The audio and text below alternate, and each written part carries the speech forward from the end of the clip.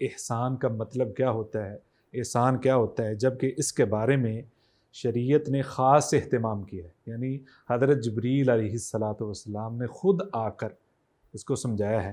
تو آپ کس طرح اس کو لیتے ہیں، کس طرح سمجھائیں گے کہ احسان کیا ہے؟ یہ جو احسان ہے اگر اس کو آپ لغوی اعتبار سے دیکھیں تو ویسے ہمارے اردو میں تو یہ نیکی کے معنی میں استعمال ہوتا ہے. یعنی احسان کرنا، یعنی کسی پر نیکی کرنا، کسی کے لیے آسانی کرنا، کسی کی راہ کو کشادہ کرنا. ویسے یہ احسن یحسن و احسان ہے، تو اس کا معنی یہ نیکی کرنا، یہ نیکی کے مفہوم میں ہے.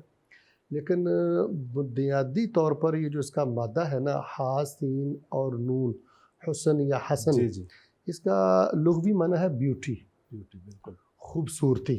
صحیح. یعنی انسان کوئی بھی نیک عمل کرے تو اس کو وہ اتنے اہتمام سے کرے، خوبصورتی سے کرے، اور اتنی گہری رغبت کے ساتھ کرے کہ وہ اس میں رنگ بھر دے. اللہ.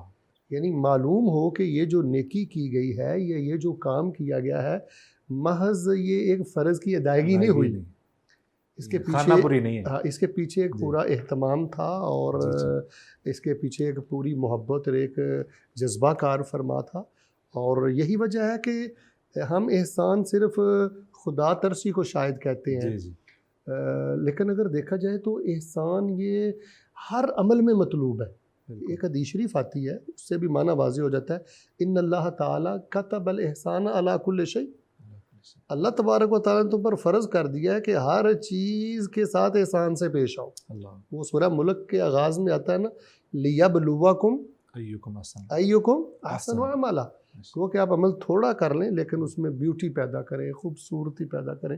تو بنیادی طور پر اس کا لغوی اور شرعی معنی مفہوم آسان لفظوں میں یہ ہے کہ آپ کوئی بھی عمل کریں تو اس کو پورے اہتمام سے کریں، پورے شوق سے کریں، گہری رغبت سے کریں، اور آپ اس میں رنگ بھر دیں. کمال، زبردست. یعنی کہ آپ نیکی کریں اس کی پورے اہتمام اور خوبصورتی کے ساتھ. بہت خوب.